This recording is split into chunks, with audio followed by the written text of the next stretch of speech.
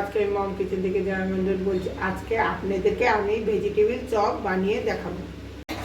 Vegetable chop বানাতে আমি এখানে গাজর নিয়েছি, দুটো গাজর নিয়েছি, একটা বিট কেটে নিয়েছি, এভাবে গ্রেট করে নিয়েছি দুটা। এখানে অল্প একটু ফুলকপি, এখানে অল্প একটু মটর, এখানে বাদাম, আদা কুচি, এখানে বিস্কুট পাউডার, এখানে মশলা আমি জিরা, ধনিয়া, মৌরি, শুকনো লঙ্কা ভেজে এবার আমি পাউডার বানিয়ে নিয়েছি। এখানে ধনিয়া পাতা আছে, এখানে লঙ্কা কুচি আছে, এখানে আলু আছে, এটা কর্নফ্লোর আছে।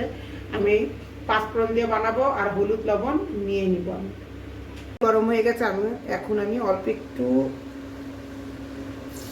তেল দেব। হয়ে গেছে, এখন বাদামগুলো ভেজে নিচ্ছি। বাদামগুলো আমার ভাজা হয়ে গেছে, এখন আমি নামাই নেব। ঠিক আছে, আমি এর মধ্যে এখন পাঁচফোড়ন দেব।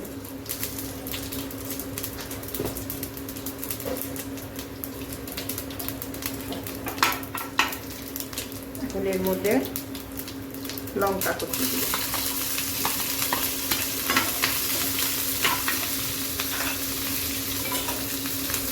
লঙ্কার ভিতরে এখন আমি আদা দিব। আমি গাজর দিয়ে দেবো, গাজর কুচি,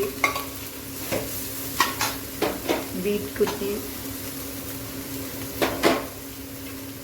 মটরশুঁটি, বাঁধাকপি,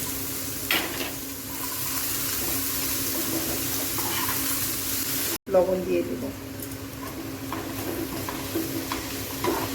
এখন আমি অল্প একটু হলুদ দিলাম। এখন এর মধ্যে আমি আলুগুলো দিয়ে দিব, আলু সিদ্ধ। এর মধ্যে এখন আমি বাদামটাও দিয়ে দিব।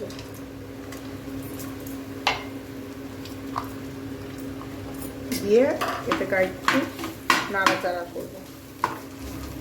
একটু ভাজা মশলাও দিয়ে দিলাম।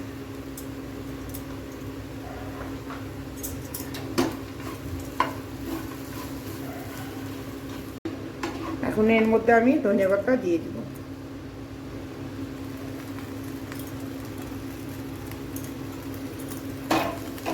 এখন আমি গ্যাস বন্ধ করে দিব। হয়ে গেছে আমার চপের মশলাটা বানানো হয়ে গেছে। ঠান্ডা হয়ে গেছে, এখন আমি চপগুলো বানিয়ে নেব। এইভাবে চেপে চেপে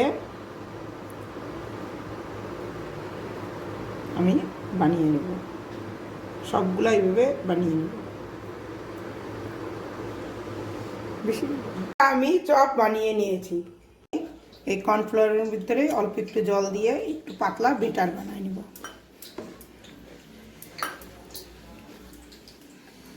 তবে ব্যাটারটা আমি বানিয়ে নিয়েছি।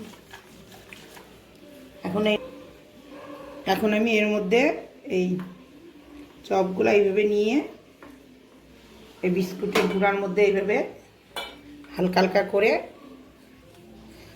আগের থেকে আমি তেল গরম করে রেখেছি, তেল গরম হয়ে গেছে। এখন আমি হালকা হিটে এটা ভেজে নেব।